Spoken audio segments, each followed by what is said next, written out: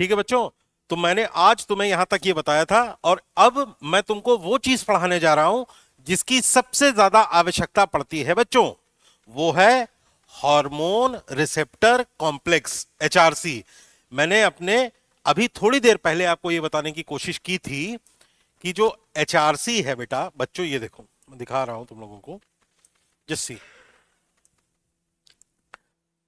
Hormone receptor complex कैसे बना था?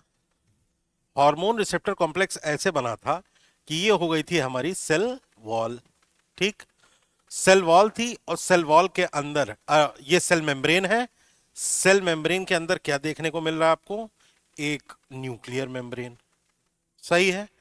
फिर इस न्यूक्लियर मेम्ब्रेन के अंदर क्या होते हैं? क्रोमोसोम्स। इन क्रोमोसोम्स पे भी क्या होता है? एक न्यूक्लियर रिसेप्टर। यहां सेल मेम्ब्रेन पे क्या होता है? Cell surface receptor. तो दो तरह की चीजें आपने पढ़ी। ये हो गया न्यूक्लियर रिसेप्टर, इसी को और भी क्या कह दिया गया बच्चों? Intra cellular receptor. Intra cellular receptor. ठीक, तो तुम लोगों को यह भी जानना है कि इंट्रासेल्यूलर रिसेप्टर से कौन कौन से हार्मोन्स बाइंड करते हैं। कौन कौन से हार्मोन करेंगे? सारे स्टेरॉइड हार्मोन्स, थायरॉक्सिन, है कि नहीं? तो स्टेरॉइड हार्मोन्स में से एड्रीनल ग्लैंड से निकलने वाले दो हैं। दो हार्मोन एड्रीनल ग्लैंड से निकल रहे थे ना, कौन से दो थे? जल्दी बताओ बच्चों, बताओ भाई। सबसे पहला है कॉर्टिसोल, और दूसरा है एल्डोस्टेरोन। ठीक, फिर तीन हार्मोन निकल रहे थे गोनैड से। तीन हार्मोन निकल रहे थे गोनैड से। टेस्टोस्टेरोन, मैं एब्रीविएट कर रहा हूं, ईस्ट्रोजेन और प्रोजेस्टेरोन। तो आपको कुछ इस तरह से अपने नोट्स बनाने हैं बेटा। ठीक है, तो आपने लिख लिया न्यूक्लियर रिसेप्टर, जिसे हम इंट्रासेल्यूलर रिसेप्टर भी कह रहे हैं। इस पर दो तरह के हार्मोन्स एक्ट करते हैं, स्टेरॉइड और दूसरा है थायरॉक्सिन। जो स्टेरॉइड हार्मोन है, मैंने उनकी वैरायटी बनाई कि या तो वो एड्रिनल ग्लैंड से रिलीज होंगे या गोनैड से। अगर वो एड्रिनल ग्लैंड से रिलीज हो रहे हैं तो वो कॉर्टिसोल या एल्डोस्टेरोन हो सकता है। ऑन द कॉन्ट्रेरी, अगर वो गोनैड से रिलीज होता है तो वो टेस्टोस्टेरोन, ईस्ट्रोजन या प्रोजेस्टेरॉन भी हो सकता है। ये हैं हमारे extra cellular receptors. Extra cellular receptors. ठीक, तो एक्स्ट्रा सेल्यूलर रिसेप्टर से मैंने अभी तुमको बताया था थोड़ी देर पहले कि वो चीजें बाइंड होंगी जो कि प्रोटीनेशियस मॉइटी की होंगी। प्रोटीनेशियस होंगी, या amino acid derivative.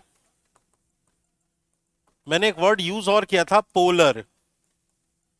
Polar molecules होंगे। ठीक है, so these are proteinaceous molecules. Amino acid derivative या पोलर मॉलिक्यूल्स जो होंगे वो अटैच होते हैं एक्स्ट्रा सेल्यूलर रिसेप्टर से।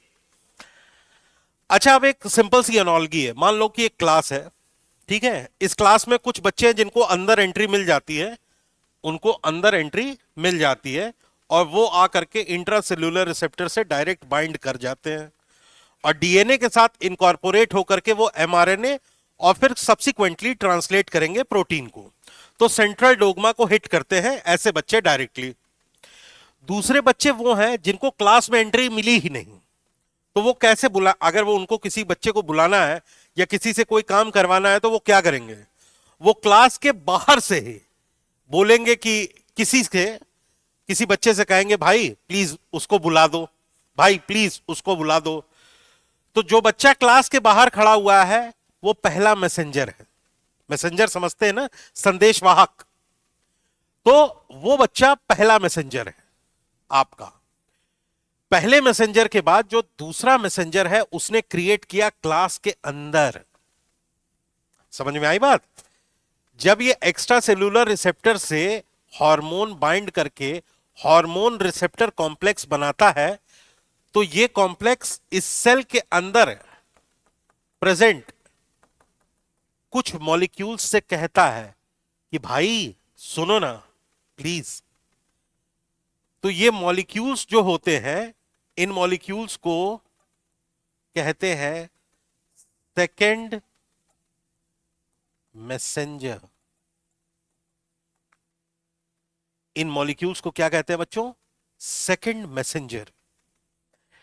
इन सेकेंड मैसेंजरों के नाम भी हैं एनसीईआरटी में, वो नाम मैं आपको अभी बताता हूं। सबसे पहले आप ये खेल देखिए कि किस तरह से एक्स्ट्रा सेल्यूलर रिसेप्टर्स जो है वो प्रोटीनेशियस या अमीनो एसिड या पोलर मॉलिक्यूल्स के साथ बाइंड हो रहे हैं, और after the formation of hormone receptor complex a second messenger is created inside the cell. ठीक। और दूसरी चीज क्या मैं बता रहा हूं? Nuclear receptors, these are known as intracellular receptors. What do these intracellular receptors do?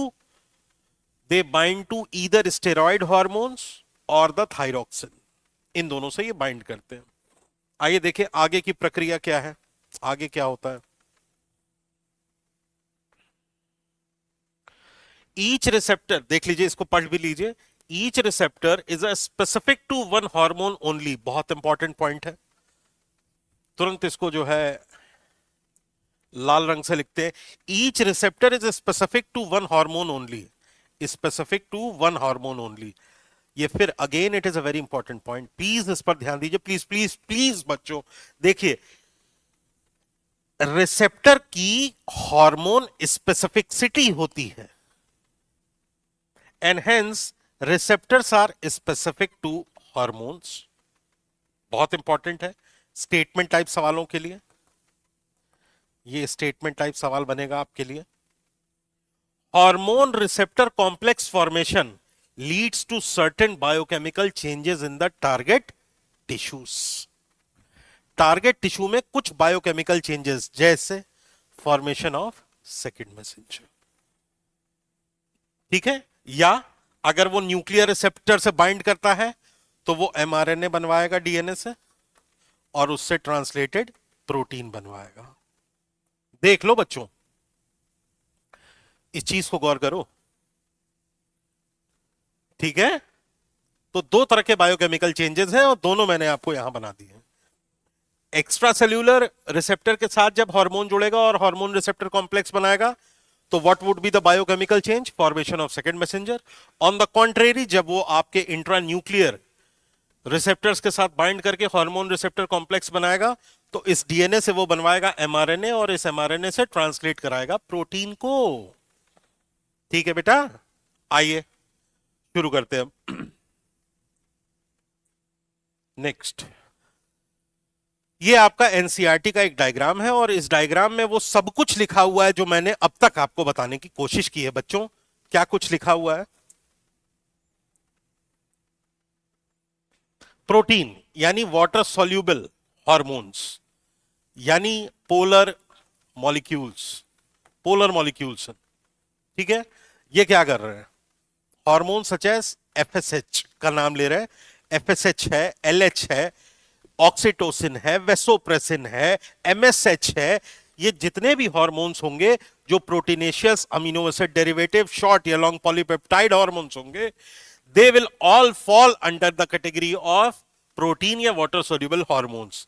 जैसा कि आपको मैंने डायग्राम में बताया भी था, this is a lipid bilayer, this is a lipid bilayer. ये एक लिपिड बाइलेयर है, और किस चीज की बनी हुई है? It is made up of phospholipid. ठीक है बच्चों, ये एक फॉस्फोलिपिड की बनी हुई है। ठीक है, बाइलेयर। सिंगर एंड निकोलसन ने ये लिपिड बाइलेयर मॉडल को खोजा था, उन्होंने इस चीज को प्रपोज किया था।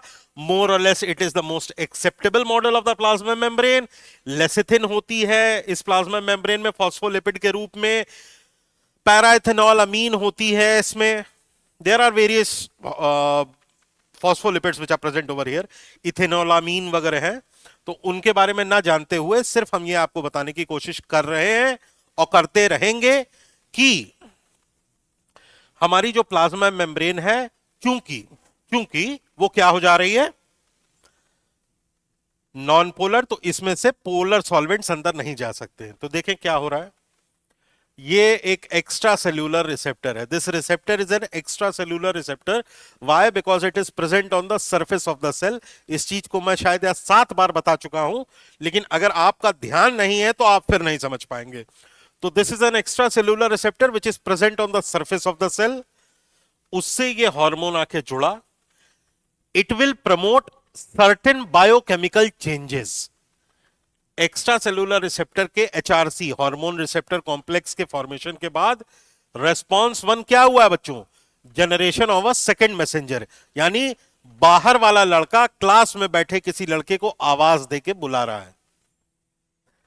इस सेकंड मैसेंजर के रूप में कौन कौन से ऐसे साइटोसोलिक मॉलिक्यूल्स हैं जो साइटोप्लाज्म में प्रेजेंट हैं, जो कि इसको रेस्पॉन्ड करेंगे? भाई सभी तो करेंगे नहीं, तो कौन कौन से कर रहे हैं?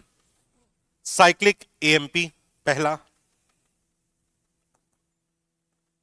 इसको सीएएमपी भी कहते हैं।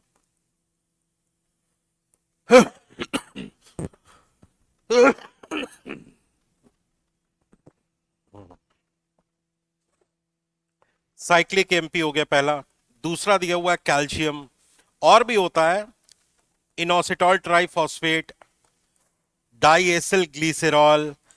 तमाम तरह के मॉलिक्यूल्स होते हैं जो कि मीडिएट करते हैं, they mediate this second messenger process.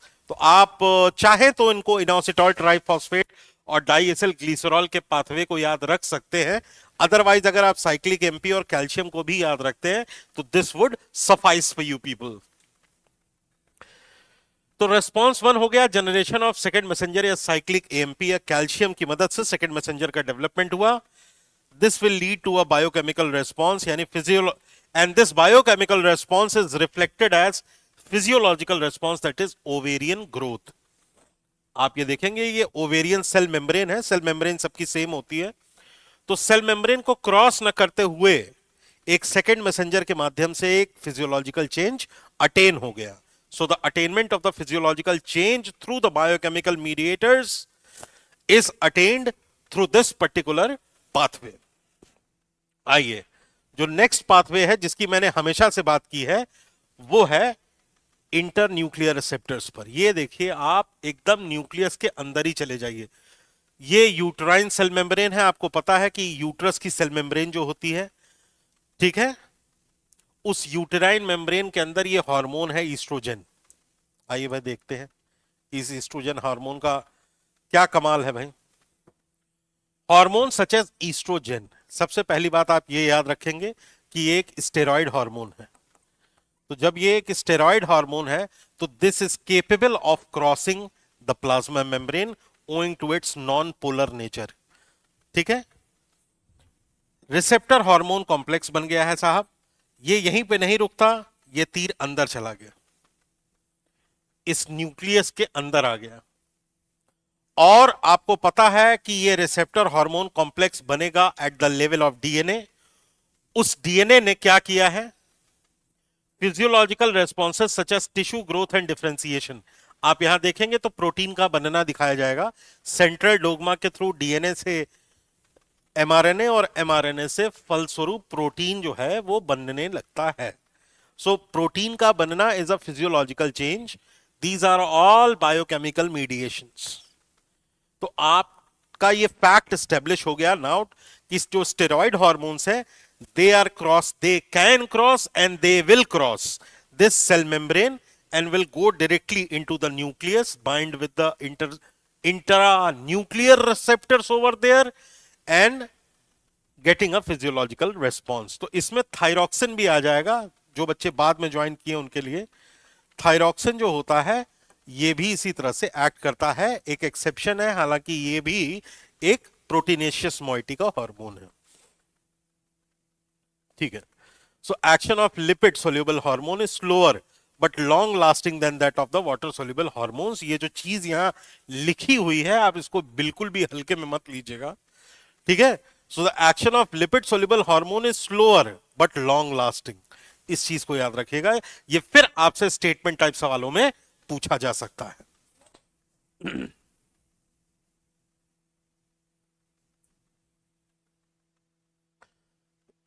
एक बार फिर से रिकैपिटुलेशन कर लेते हैं कि हमने अब तक क्या पढ़ा और कौन कौन सी ग्लैंड है जिनके बारे में मैं आपको बताने की कोशिश कर रहा था इतने दिनों से।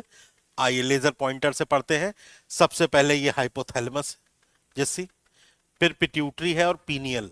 ये तीन ग्लैंड्स हैं बेटा, हाइपोथैलेमस, पिट्यूटरी और pineal gland.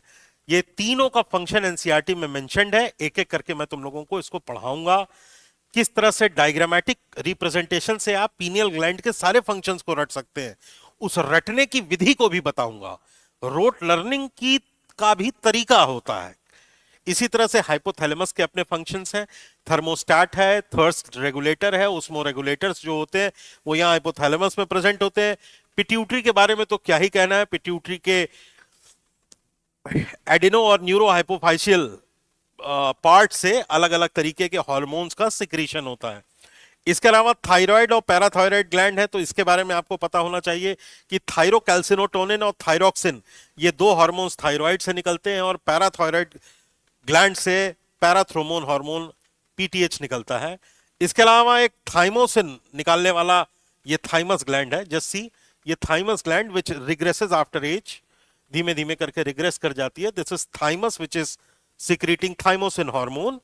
Then you have a pancreas. Pancreas जैसा कि मैंने बताया था, it is a mixed endocrine gland. इसका जो पेनक्रियाटिक, इसका जो मेजर पोर्शन है वो पेनक्रियाटिक जूस निकालता है, which ultimately drains into the duodenum. इसके अलावा इसमें आइलेट ऑफ लैंगरहैंस होते हैं जो कि अल्फा बीटा और गामा सेल्स से लैस होते हैं। ग्लूकागॉन, इंसुलिन और सोमैटोस्टैटिन रिस्पेक्टिवली सिक्रीट करते हैं। इसके बारे में हम बताएंगे, बस this is just a quick review to people so that you might know this. आप इस पर्टिकुलर सेक्शन ऑफ वीडियो को देख करके भी मेमोराइज कर सकते हैं, आप मैच द फॉलोइंग बना सकते हैं, ठीक है। इसके अलावा adrenal gland, again this adrenal gland is suprarenal gland which is located above the kidney, और इसको भी हम तीन भागों में बांटते हैं, GFR, जी फॉर ग्लोमरोसा, F से फेसिकुलेटा और R से रेटिकुलरिस जो कि एंड्रोजन्स का सिक्रीशन करती है। ऊपर वाले जो दो हैं वो मिनरलोकॉर्टिकॉइड और ग्लूकोकॉर्टिकॉइड का सिक्रीशन करते हैं। एड्रीनल ग्लैंड से नीचे उतरेंगे तो मेल्स में आपको क्या देखने को मिलेगा बच्चों, टेस्टीज, ठीक है। टेस्टीज मेल्स में देखने को मिलता है। इसके ऊपर एक्शन होता है FSH और LH का, और अल्टीमेटली दे सिक्रीट टेस्टोस्टेरोन। और यहां पर है ओवरी। ओवरी जो होती है वो क्या करती है, it secretes estrogen and progesterone, ठीक है। इन फीमेल्स में ऐसा होता है देखने वाला। तो ये एक क्विक रिकैपिटुलेशन था। आइए हम अपने नेक्स्ट टॉपिक पे चलते हैं, और नेक्स्ट टॉपिक पे जाने से पहले मैं आपको कुछ बताना चाहता हूं कि देखिए, जब आप एंडोक्राइन ग्लैंड यहां विज्ञान पथ पे डॉक्टर अभिषेक सिंह के साथ पढ़ेंगे तो आप इतने तो श्योर रहिए कि nothing is gonna be beyond NCERT. मैं यहां पर, हम टीचर्स यहां पर बच्चों को इंप्रेस नहीं करना है उन्हें नॉलेज दिखा करके, अपितु हम ये चाहते हैं कि जो लिखा हुआ एनसीईआरटी में एटलीस्ट वो तो रिमेंबर हो जाए, उसके ऊपर का डिस्कशन तो हम करेंगे ही बाद में, ठीक है। तो इसी के साथ हम शुरू करते हैं अपनी पहली ग्लैंड, जिसको कि हम कहते हैं हाइपोथैलेमस। और इसके बारे में मैं आपको एक चीज ये बता दूं कि ये जो हार्मोन है इसके हाइपोथैलेमिक न्यूक्लियाई है। जो अच्छा सवाल पूछा गया है, जो एनसीईआरटी में लिखा हुआ है कि हाइपोथैलेमस दो तरह के हार्मोन्स का सिक्रीशन करता है। जो पहला हार्मोन होता है उसको कहते हैं रिलीजिंग हार्मोन। दो तरह के हार्मोन्स हैं, पहला हार्मोन जो है वो है रिलीजिंग हार्मोन और दूसरा है इनहिबिटिंग हार्मोन। तो ये चीज एनसीईआरटी में मेंशन्ड है, ये देख लीजिए। स्टिमुलेशन या सिक्रीशन गोनाडोट्रोफिन GnRH रिलीज करता है। GnRH जो होता है ये रिलीजिंग हार्मोन है, ये एक्ट करता है टेस्टिस पर, ये एक्ट करता है पिट्यूटरी पर, और उनसे रिलीज कराता है FSH और LH, मेल्स और फीमेल्स में। On the contrary inhibiting hormone जैसे somatostatin, somatostatin GH growth hormone का एंटागोनिस्टिक हार्मोन है। तुरंत यहीं पे ये चीज मेंशन कर दीजिए, ग्रोथ हार्मोन का एंटागोनिस्टिक हार्मोन है। तो एंटागोनिस्टिक हार्मोन मतलब उसके जस्ट उलट काम करेगा। सोमैटोमिडीन कहते हैं ग्रोथ हार्मोन को, सोमैटोस्टैटिन, स्टैटिन का मतलब रुक जाना, स्टैसिस रुकना, तो ये रोक देता है ग्रोथ को। आपसे स्टेटमेंट टाइप में भी सवाल पूछ सकता है ये, मल्टीपल करेक्ट में भी सवाल आपसे पूछा जा सकता है ये, कि जीएनआरएच में कौन सा रिलीजिंग हार्मोन रिलीज होता है और कौन से इनहिबिटिंग हार्मोन्स का स्त्राव या रिलीज होता है।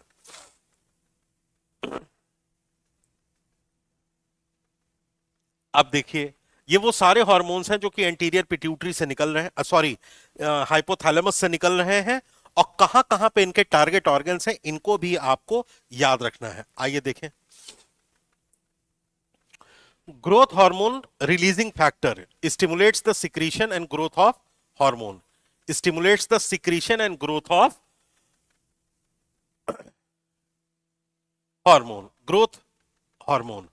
तो जो ग्रोथ हार्मोन है बेटा, ये एक्ट करता है लिवर पर, और लिवर से निकलवाता है insulin like growth factors, growth factors, ठीक है, insulin like growth factors, IGF कहते हैं इसको, आईजीएफ कहते हैं, इंसुलिन लाइक ग्रोथ फैक्टर्स। ये बेसिकली क्या करती हैं, they act on bones, muscles, ये बोन्स और मसल्स पर एक्ट करते हैं, ठीक है। द फॉलिकुलर स्टिमुलेटिंग हार्मोन या रिलीजिंग फैक्टर। अब इसके बाद दूसरा है थायरोट्रॉफिक रिलीजिंग फैक्टर, और फिर है गोनेडोट्रोफिन रिलीजिंग फैक्टर, जीएनआरएच, ठीक है। तो जीएनआरएच किस पर एक्ट करेगा, एफएसएच और एलएच का सिक्रीशन कराता है, ठीक है। It stimulates the secretion of FSH, और ये it stimulates the secretion of LH. तो पहला हार्मोन हो गया ग्रोथ फैक्टर, दूसरा है थायरोट्रॉफिक रिलीजिंग फैक्टर। जैसा कि आपको समझ में भी आ रहा है कि थायरोट्रॉफिक रिलीज फैक्टर्स, थायरो टीएसएच, यानी कि ये एक्ट करेगा एंटीरियर पिट्यूटरी पर और उससे टीएसएच निकलवाता है। तो कितने रिलीजिंग फैक्टर्स हैं आपको यहां पे देखने को मिलेंगे, देखिए जरा, how many releasing factors are present over here, 4 5 6। तो there are 6 types of releasing factors. ये सवाल आपसे पूछा जा सकता है कि कौन कौन से ऐसे हार्मोन्स हैं जो कि हाइपोथैलेमस से रिलीज होता है और वो सिक्रीशन यानी पॉजिटिव इंपैक्ट डालते हैं। तो there are 6 hormones of a releasing type, of releasing type, 6 hormones of releasing type। और इनहिबिटिंग हार्मोन्स कितने हैं बच्चों, growth hormone inhibiting factor, melanocyte inhibiting factor and prolactin inhibitory factors. 3 ऐसे हार्मोन्स हैं जो कि हाइपोथैलेमस से रिलीज होते हैं, जो कि किसी भी चीज, किसी भी सिक्रीशन को इनहिबिट करते हैं, रोकते हैं सिक्रीशन को। समझ में आया चीज। सो प्रोलैक्टिन इनहिबिटरी फैक्टर, इसको डोपामीन भी कह रहे हैं, प्रोलैक्टिन इनहिबिटरी फैक्टर।